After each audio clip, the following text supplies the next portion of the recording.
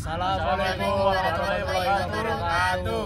Kami dari kelompok 1 ingin membawakan materi tentang VOC. Yang pertama, kita akan memperkenalkan diri. Perkenalkan, nama saya Faryad Ardian Firmansyah, absen 10. Perkenalkan, nama saya Bramaditya Wahyu Salendra, absen 6. Perkenalkan, nama saya Falano Natakapka, absen 32. Perkenalkan, nama saya Ditania Putri Aulia Zara, absen 31. Perkenalkan, nama saya Kavika Jyoti dari absen 15. Saya Laila Rahmadani dari absen 16. Simak selanjutnya ya.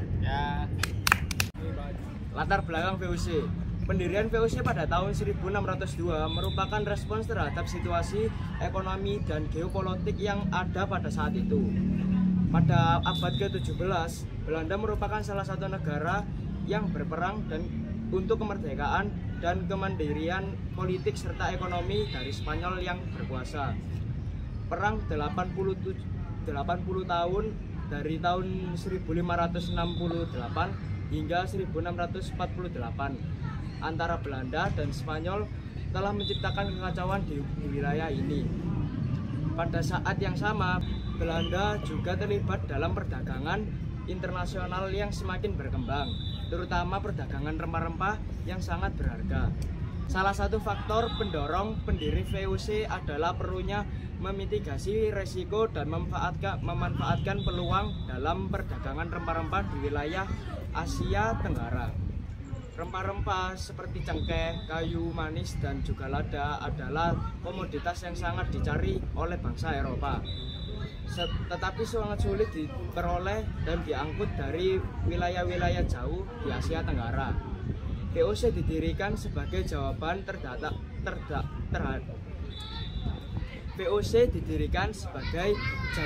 terhadap tanggapan ini untuk mengamankan monopoli perdagangan rempah-rempah di wilayah tersebut. Kebijakan VOC Belanda secara umum untuk membangun markas di Batavia dipindahkan dari pangkalan sebelumnya di Banten dan Ambon. Markas baru ini diharapkan bisa memenuhi semua kebutuhan dan kepentingan VOC di Hindia Belanda. J.P. John memutuskan untuk memindahkan markas VOC karena di Banten terjadi pertikaian dengan etnis Cina, Banten, dan Inggris. Sedangkan Maluku tidak memadai untuk dijadikan sebagai kantor pusat karena terlalu kecil.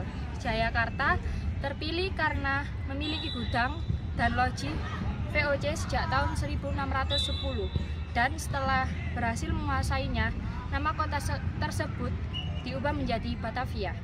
Melakukan pelayaran honey yang menjadi suatu peristiwa perampasan, perampokan, pemerkosaan, perbudakan, dan pembunuhan. Berikut dampak positif dari adanya VOC. Yang pertama, pertumbuhan ekonomi yang pesat. Pada saat VOC berkuasa, pedagang rempah-rempah dan komoditas lainnya mengalami lonjakan. Yang kedua, infrastruktur dan teknologi baru. VOC memainkan peran penting dalam pembangunan infrastruktur di Indonesia. Yang ketiga, adanya pertukaran budaya. Kehadiran VOC membuka pintu bagi pertukaran budaya antar Indonesia dan Belanda. Dan yang keempat, pengembangan sistem hukum negara. VOC memperkenalkan sistem hukum yang lebih terstruktur di wilayah yang mereka kuasai. Kelima, ada pembentukan entitas pemerintahan. Melalui kolaborasi dengan penguasa lokal, VOC membantu membentuk struktur pemerintahan yang lebih terorganisir. Meskipun tujuannya adalah mendukung kepentingan VOC, hal ini juga menciptakan dasar untuk pemerintahan yang lebih terpusat di masa mendatang. Oke, kita selanjutnya ke dampak negatif.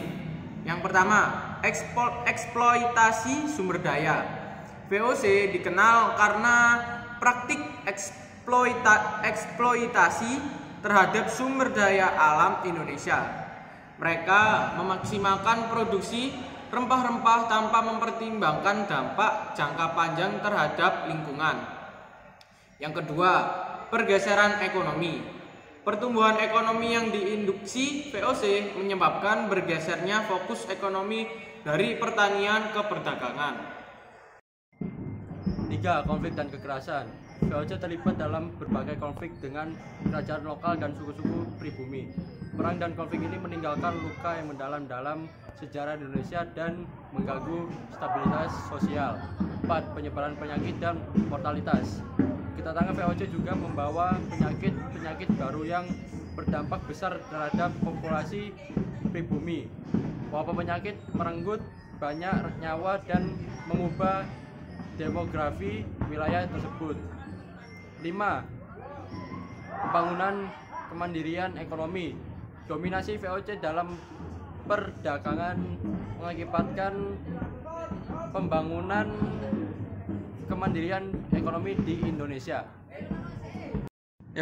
Sekarang kita beralih ke pengaruh VOC di masa kini. Kehadiran VOC telah membawa dampak yang sangat serius terhadap kapitalisme Indonesia. Keunggulan VOC dalam bidang birokrasi dan militer memberikan kekuatan yang menegakkan sistem monopoli dalam perdagangan di Indonesia, yang menghancurkan kapitalisme Indonesia. Kehancuran kapitalisme Indonesia pada dasarnya lebih disebabkan akibat kerapuhan sistem budaya Indonesia yang tidak memberikan pijakan kuat terhadap perkembangan kapitalisme. Nilai-nilai budaya Indonesia tidak memiliki perlindungan yang kuat terhadap hak pribadi rakyat.